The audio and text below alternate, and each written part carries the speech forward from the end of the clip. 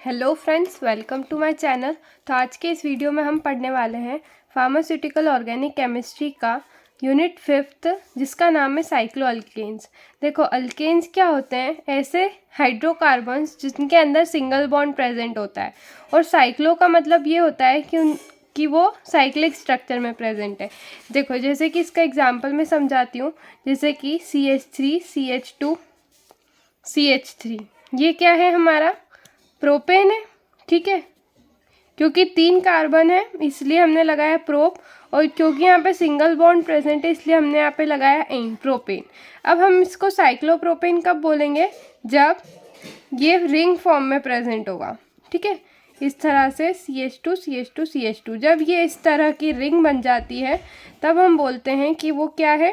Cyclo.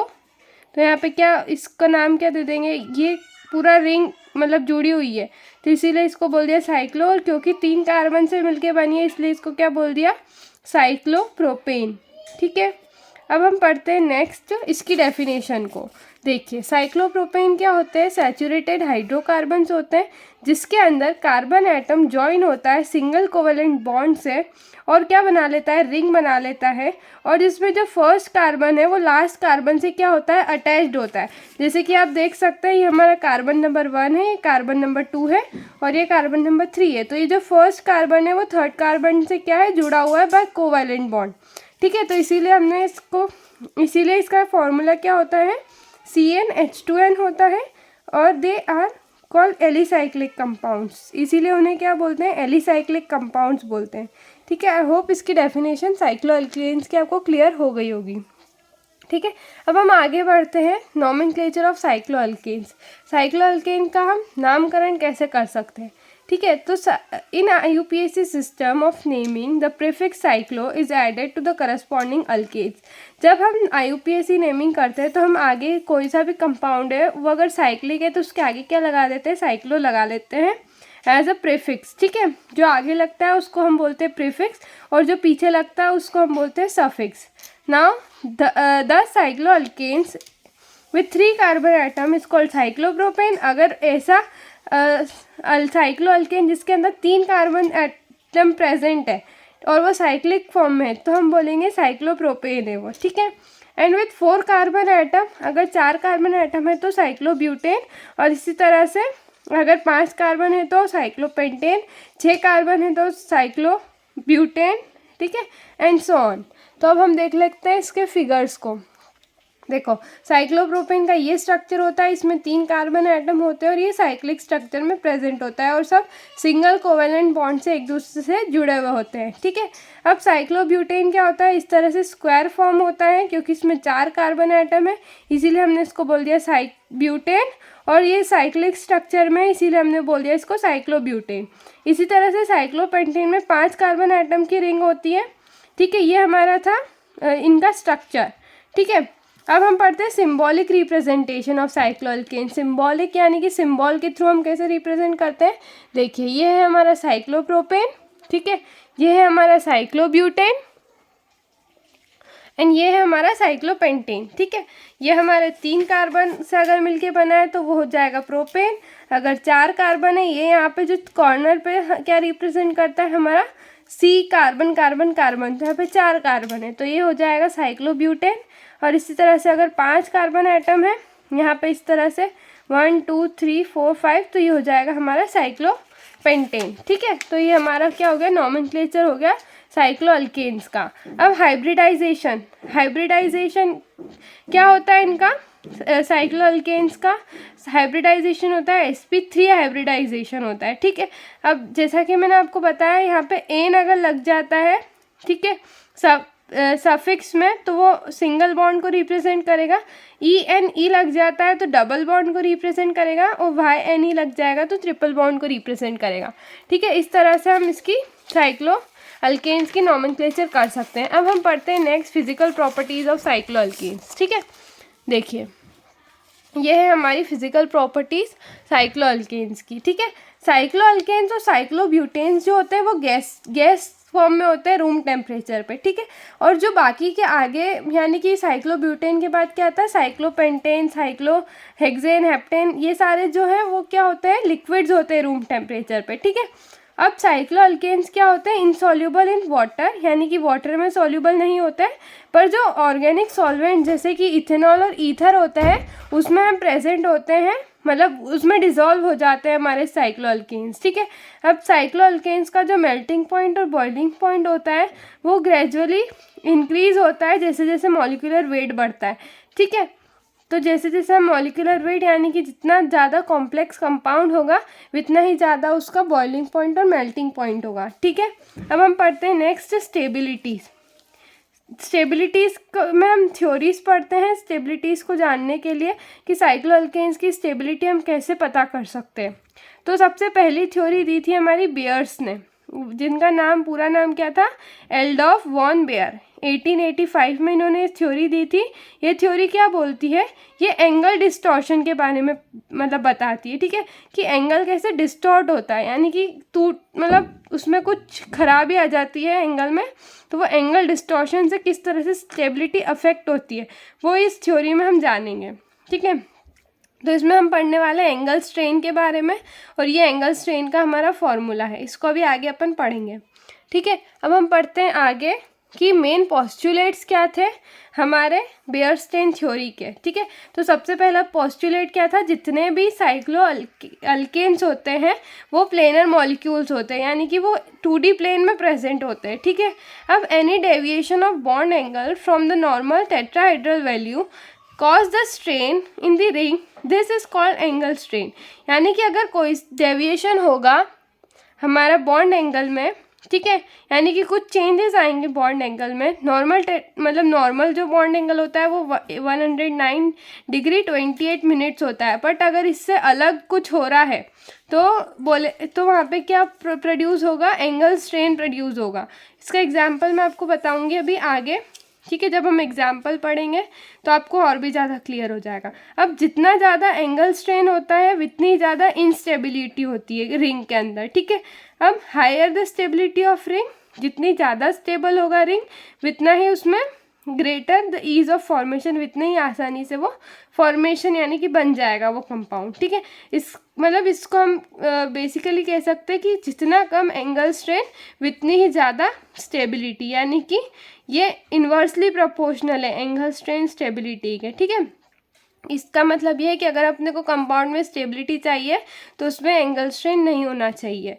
अब using Baeyer strain theory the angle strain can be calculated. अब Baeyer strain theory को अपन जब पढ़ेंगे तो उससे हम क्या कैलकुलेट कर देंगे, एंगल स्ट्रेन को कैलकुलेट कर सकते हैं, ठीक है।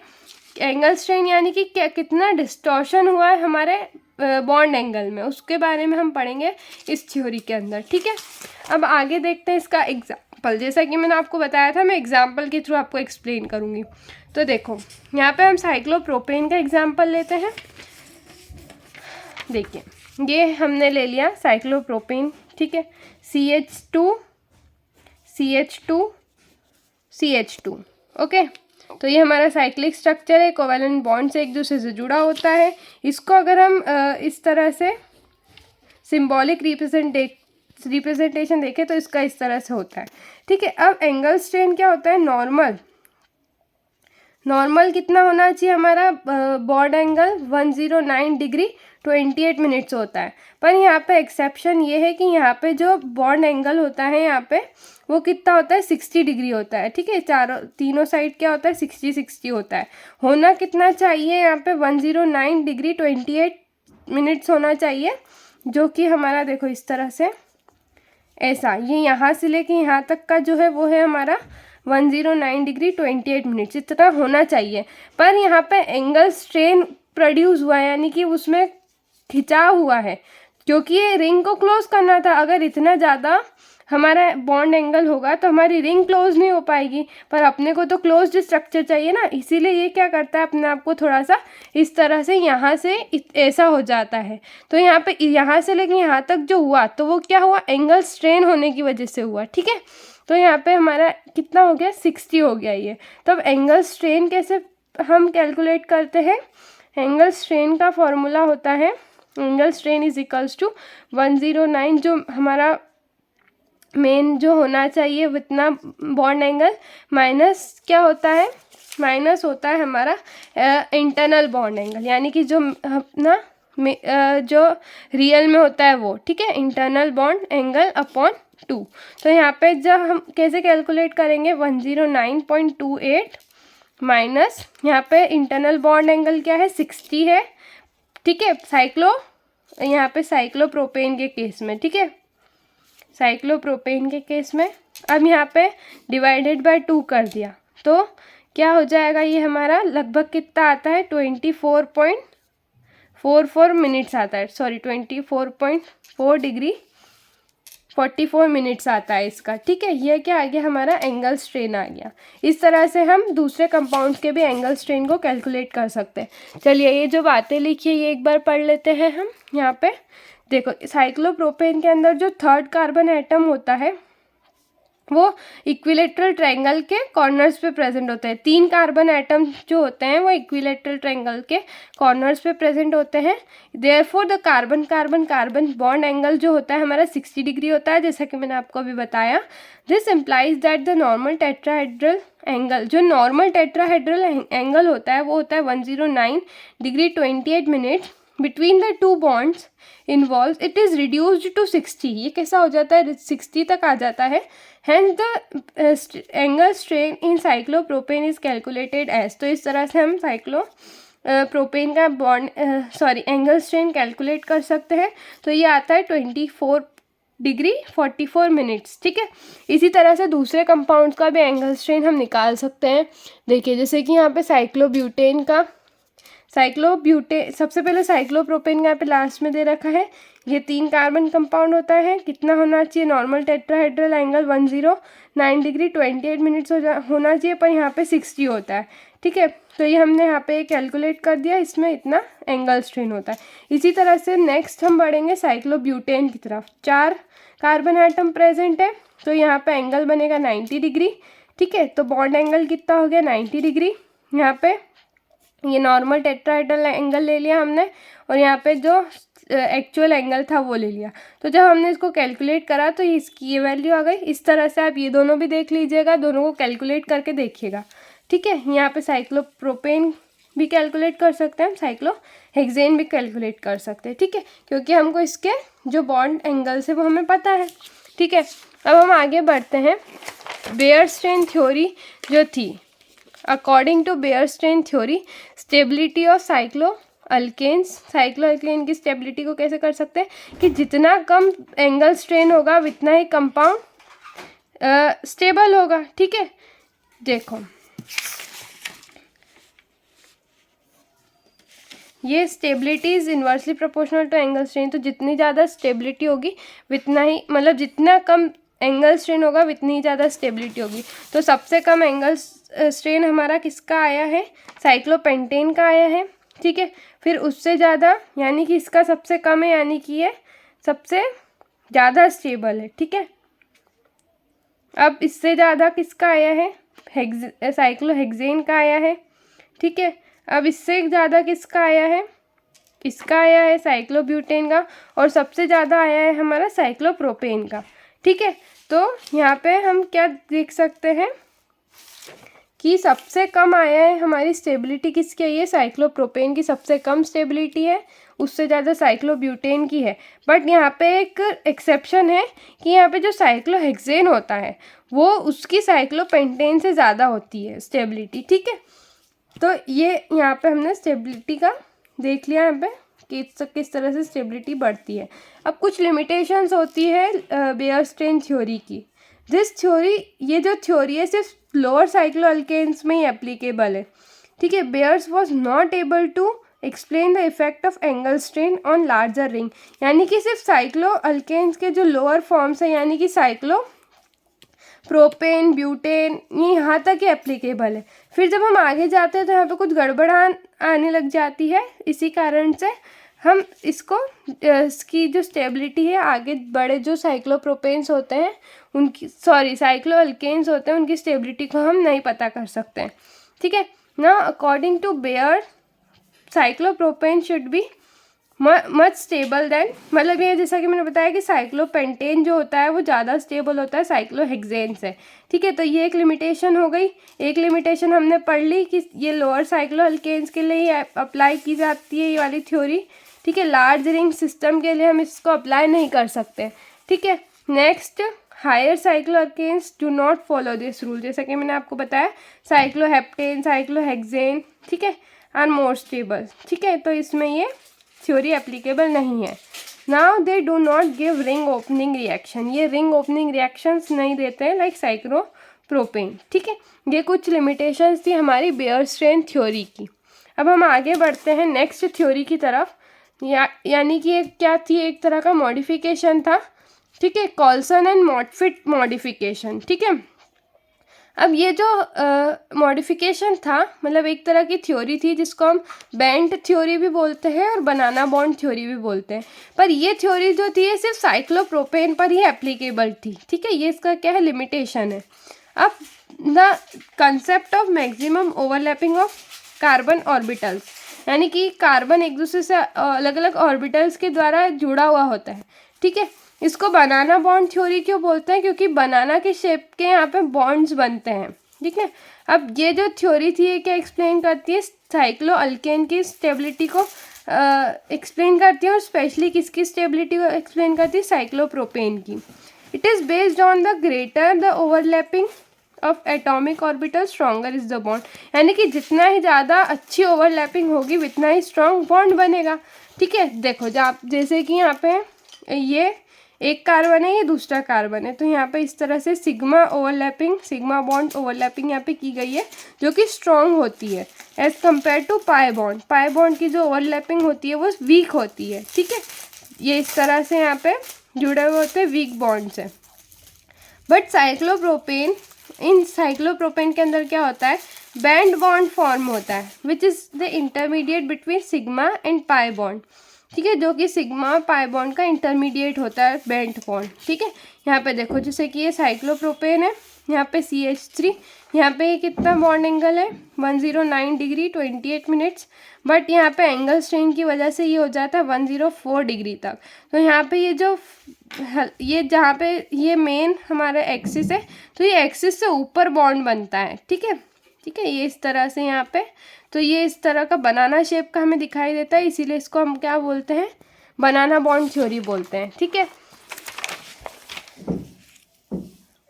अब बैंड बॉन्ड बनने की वजह से जो साइक्लोप्रोपेन होते हैं, the carbon carbon bond weaker होता है as compare to carbon carbon sigma bond. ठीक है, due to the weak bond cyclopropane is unstable, यहाँ पे वीक बॉन्ड होने की वजह से जो साइक्लोप्रोपेन होता है वो अनस्टेबल होता है। It gives the ring opening reactions easily, तो ये रिंग ओपनिंग रिएक्शंस इजीली दे देता है।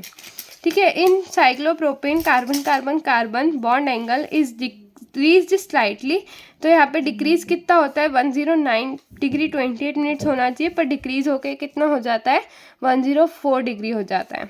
अब हम नेक्स्ट सबसे इम्पॉर्टेंट थ्योरी पढ़ते हैं जो कि है सेशे एंड मोहर थ्योरी, जिसको हम थ्योरी ऑफ स्टेनलेस रिंग भी बोलते हैं। ठीक है, अब सेशे और मोर जो थे वो साइंटिस्ट थे, इन्होंने ये थ्योरी को प्रपोज किया था इन 1918 में, to explain about the stability of cyclohexane and higher, यानी कि जो साइक्लोहेक्सेन के आगे के जो जितने भी स्ट्रक्चर्स है, hexane, heptane, octane, नोनेन and so on, इनको ये एक्सप्लेन करी थी इस थ्योरी में।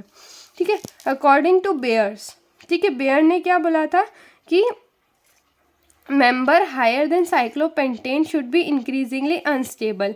ठीक है, ये इसका लिमिटेशन था, ऐसा बेयर ने बोला था। अब जो सेशे और मोर थ्योरी थी, उन्होंने क्या पोस्टुलेट्स दिए थे, उन्होंने बोला था कि साइक्लो अल्केन्स जो होते हैं are not in a plane, यानी कि वो कोप्लेनर होते हैं, यानी कि वो एक प्लेन में प्रेजेंट नहीं होते हैं। Sachet and Moore theory proposed that the higher membrane ring can be free from strain if all the ring carbon are not forced in one thing, यानी कि इसका मतलब ये है कि इन्होंने जो हायर मेंबर्ड रिंग थी वो उनमें जो स्ट्रेन को बताया था, तो वो जो कार्बन है जब वो एक प्लेन में प्रेजेंट ही नहीं है, यानी कि वो 3D फॉर्म में प्रेजेंट है, तो इसीलिए हम यहाँ पे एंगल स्ट्रेन यहाँ पे कम देखने को मिलता है और हमारी स्टेबिलिटी ज़्यादा होती है, ठीक है।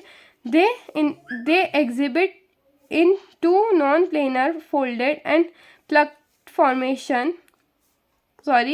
कॉन्फॉर्मेशंस both of which are completely free from strain, यानी कि वो स्ट्रेनिंग वहाँ पे एंगल स्ट्रेन नहीं देखने को मिलता है। They are strainless as carbon atom, यानी कि इसमें स्ट्रेन नहीं होती है। And lies in different planes and normal angles 109, इतना ही यहाँ पे देखने को मिलता है बॉन्ड एंगल, ठीक है। तो यहाँ पे दो तरह के स्ट्रक्चर्स इन्होंने बताए थे। ये दो स्ट्रक्चर्स क्या थे, एक तो बोट फॉर्म साइक्लोहेक्सेन था और एक था चेयर फॉर्म साइक्लोहेक्सेन। ये बोट तरह का स्ट्रक्चर बन रहा है। यहाँ पे टोटल कितने 6 कार्बन एटम प्रेजेंट है, 1 2 3 4 5 6, इसीलिए हमने बोला इसको हेक्सेन। और क्योंकि ये साइक्लिक स्ट्रक्चर यानी कि फर्स्ट कार्बन लास्ट कार्बन से अटैच्ड है, इसीलिए हमने इसको बोला साइक्लोहेक्सेन। इसी तरह से चेयर टाइप का ये स्ट्रक्चर हमें यहाँ पे दिखाई दे रहा है, इसमें भी 6 कार्बन एटम है, तो इसीलिए हमने इसको बोला चेयर फॉर्म ऑफ साइक्लोहेक्सेन, ठीक है। अब हम नेक्स्ट पढ़ते हैं। जो चेयर फॉर्म होता है वो ज़्यादा स्टेबल होता है बोट फॉर्म से, ठीक है। क्यों? और जो चेयर फॉर्म होता है वो 2 टाइप के पोजीशंस में होता है। एक तो एक्सियल पोजीशन में होता है जो कि परपेंडिकुलर होता है प्लेन ऑफ द रिंग से, और जो इक्वेटोरियल पोजीशन होता है वो around the plane of the ring होता है, ठीक है। तो यहाँ पे हमारी ये थ्योरी कंप्लीट हुई, ठीक है। इसके आगे अब हम नेक्स्ट वीडियो में पढ़ेंगे।